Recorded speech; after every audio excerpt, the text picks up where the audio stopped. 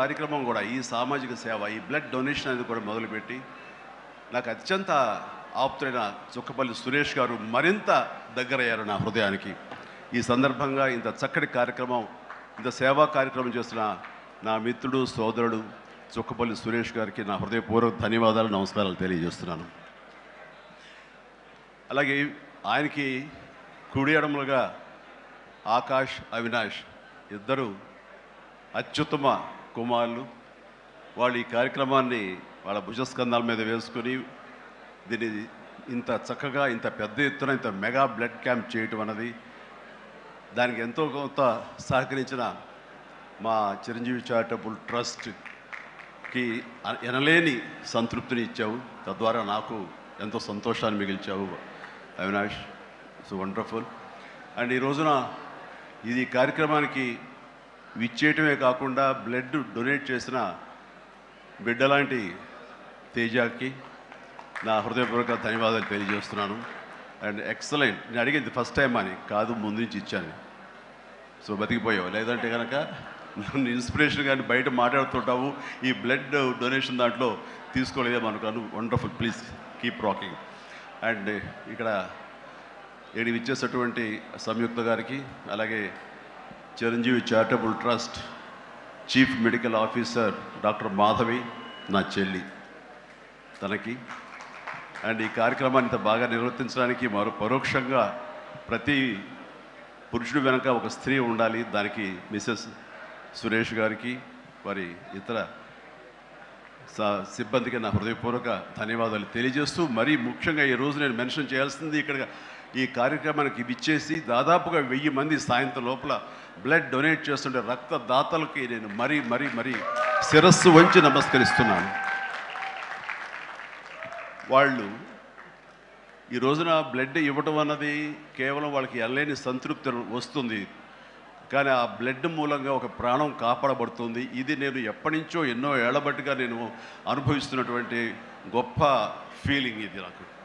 అంటే చాలాసార్లు చెప్పాను, కానీ ఎప్పటికప్పుడు కొత్త జనరేషన్, కొత్త యువకులు వస్తున్నారు కాబట్టి నేను మళ్ళీ చెప్పాల్సినటువంటి ఆవశ్యకత ఎంతైనా ఉంది. ఎందుకంటే ఇది చాలామందికి స్ఫూర్తినిచ్చే ఒక అంశం.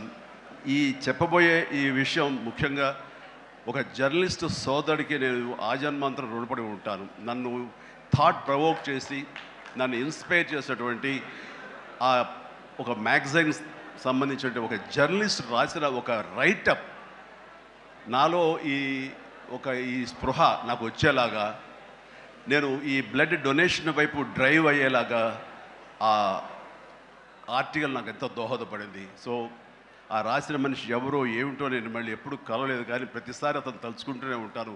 ఈ సందర్భం కూడా అతనికి నా హృదయపూర్వక ధన్యవాదాలు తెలియజేస్తాను ఆ జర్నలిస్ట్ సోదరుడికి. ఎందుకంటే మా అందరికీ సేవ చేయాలని ఉంటుంది, కానీ ఎలా చేయాలో తెలియనటువంటి ఒక డోలాయమాన పరిస్థితితో లేదా తొయ్యుకో ఉన్నప్పుడు మీలాంటి వాళ్ళు మాకు ఆ స్ఫూర్తినిచ్చి మాకు డ్రైవ్ చేస్తే కనుక నిజంగా అది పెద్ద మీరు సహాయం చేసినట్లు. అలాగా ఒక 27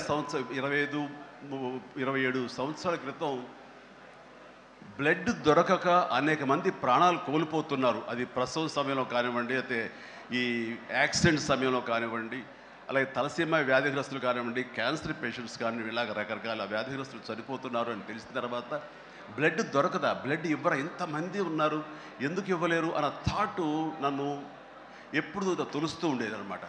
సో మన ఫ్యాన్స్ని మనం వేరే వాటికి డ్రైవ్ చేసే కంటే వేరేగా వాళ్ళని వాడుకుంటూ మన కీర్తి మరింత పైకి ఎదిగేలాగా వాడుకునే కంటే వాళ్ళని ఈ బ్లడ్ డొనేషన్ వైపు మనం మళ్లించగలిగితే కనుక, వాళ్ళు అత్యంత శక్తివంతమైన మనుషుల్ని సామాజిక సేవ వైపు మనం డ్రైవ్ చేయగలిగితే, వాళ్ళని ఛానలైజ్ చేయగలిగితే కనుక ఆ కన్న తల్లిదండ్రులు కానీ, ఆ సొసైటీలో ఉన్నటువంటి ఇతర వ్యక్తులు కానీ, ఆ సమాజంలో వాళ్ళు కానీ వాళ్ళ పట్ల ఉన్న దురభిప్రాయాలని పోగొట్టుకుని మంచి అభిప్రాయం ఏర్పడుతుంది కదా, వాళ్ళకి అల్లని సంతృప్తి వస్తుంది కదా.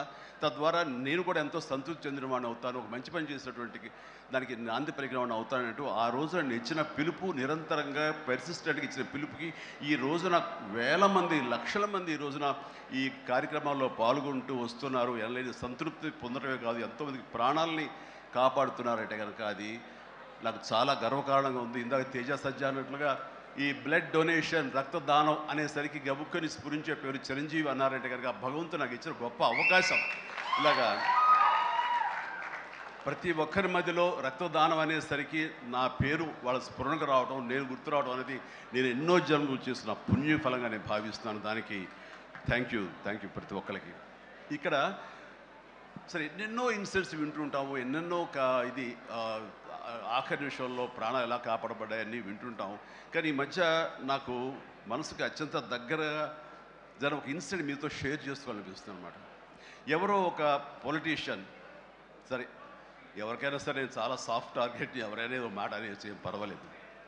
అలాగా ఒక పొలిటీషియన్ నన్ను అకారణంగా, నేను ఇప్పుడు పాలిటిక్స్ చాలా దూరంగా ఉన్నా సరే నా గురించి ఏదో అవాకులు చవాకులు ఆయన పేలినప్పుడు ఆయన మరొక చోటకి ఏదో ఒక ముంపు ప్రాంతానికి ఆయన వెళ్ళటం జరిగింది. అక్కడ ఒక స్త్రీ, ఒక ప్రౌఢ ఆవిడ అది మిడిల్ ఏజ్ ఉంటుందేమో, మిడిల్ ఏజ్.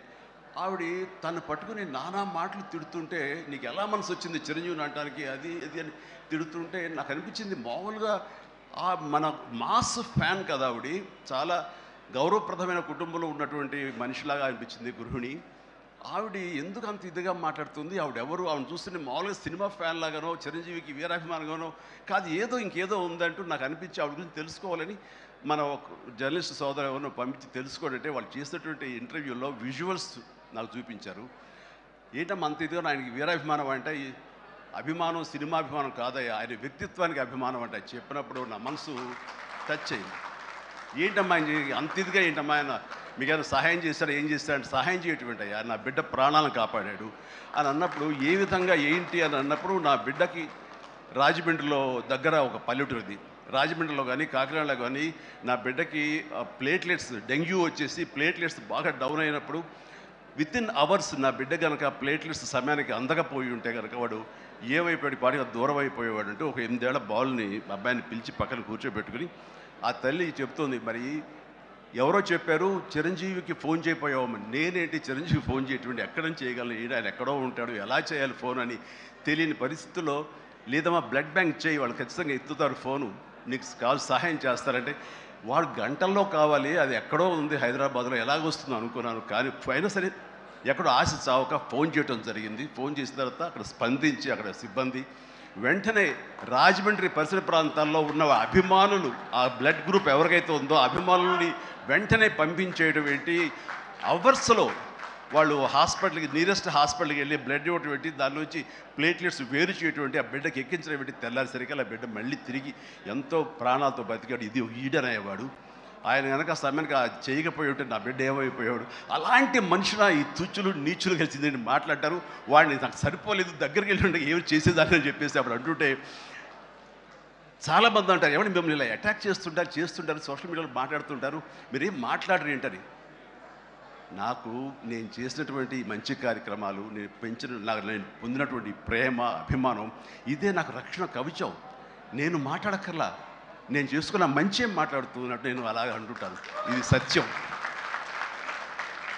సో ఆ తర్వాత మళ్ళీ ఆ సదరు రాజకీయ నాయకుడు మళ్ళీ ఎక్కడా మాట్లాడేది నాకైతే వినపడలేదు. అంటే వాళ్ళకు కూడా మనసు ఉంటుంది కదా, వాళ్ళకు ఒక అంతరాత్మ ఉంటుంది కదా, వాళ్ళకి తెలుసు. ఇంటికి వెళ్ళేసరికి ఆయన అంతరాత్మ చెప్పబోయిన ఇంట్లో వైఫ్ అని చెప్పుది, ఏంటి చెప్పు నోరు అని. సో ఇలా ఉంటుంది అన్నట్టు వాళ్ళ ఇది. సో మనం మాట్లాడక్కర్లేదు, మనం చేసుకుంటూ వెళ్ళిపోతూ ఉంటే కనుక ఎవరైతే ఇలాంటి రాతలు కానీ చేతలు కానీ మాటలు కానీ అంటారో వాళ్ళకి అదే సమాధానం. అందుకని నేను ఎప్పుడు దేనికి స్పందించను, అవసరం నాకు లేదు. మంచి చేసుకెళ్ళిపోవటమే, ఇలా మంచి చేసేటువంటి మాలాంటి తమ్ముళ్ళకి నేను సహాయంగా నేను ఉండటమే తప్ప ఇంకోటేం కాదు. అండ్ అనుకూలమైన ఇక థ్యాంక్ యూ. అండ్ ఈ రోజున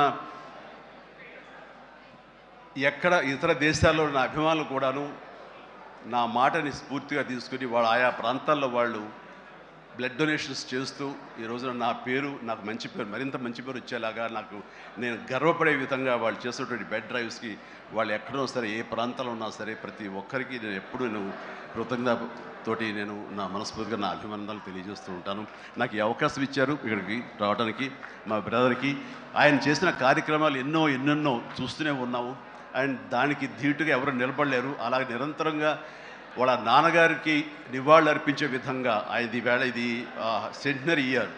సో 100 సంవత్సరాల ఇది ఆయనకి నివాళులు అర్పించేలాగా ఆయన గర్వపడి కొడుకుని చూసుకుని ఎక్కడో సరే గర్వపడే స్థాయికి ఆయన ఈ సహాయ కార్యక్రమాలు చేయటం అన్నది ఆయనకి ఇచ్చే గొప్ప నివాళి. అండ్ ఈ సందర్భంగా మా బ్రదర్ని నేను మనస్ఫూర్తిగా అభినందిస్తున్నాను. అండ్ ఇలాంటి కార్యక్రమాలు ఎప్పుడు చేసినా సరే నన్ను పిలవండి, మీకు అందుబాటులో ఉంటాను, అందరూ కలిసి చేద్దాం. అండ్ ఫ్యూచర్లో మీరు ఎక్కడ ఏం చేసినా సరే మంచి కార్యక్రమాలు నాకు అవకాశం ఇవ్వండి, మీతోనే ఉంటారు. And thank you everybody. నమస్తే, థ్యాంక్ యూ. అంకుల్ డాడీకి మీరు సర్టిఫికేట్ ఇస్తారా? ఓకే. అండ్ నెక్స్ట్ ఇంకొక 4 సర్టిఫికెట్స్ ఉండడం జరిగింది. సో మధుమతి చుక్కపల్లి గారిని వేదిక మీద జాయిన్ అవ్వాల్సిందిగా రిక్వెస్ట్ చేస్తున్నాం. అండ్ తేజ సజ్జా గారిని సర్టిఫికెట్ అందజేయవలసిందిగా రిక్వెస్ట్ చేస్తున్నాం. వి రిక్వెస్ట్ చుక్కపల్లి మధుమతి గారు అండ్ తేజ సజ్జా గారిని అండ్ అలానే చిరంజీవి గారిని సర్టిఫికెట్ అందించవలసిందిగా రిక్వెస్ట్ చేస్తున్నాం.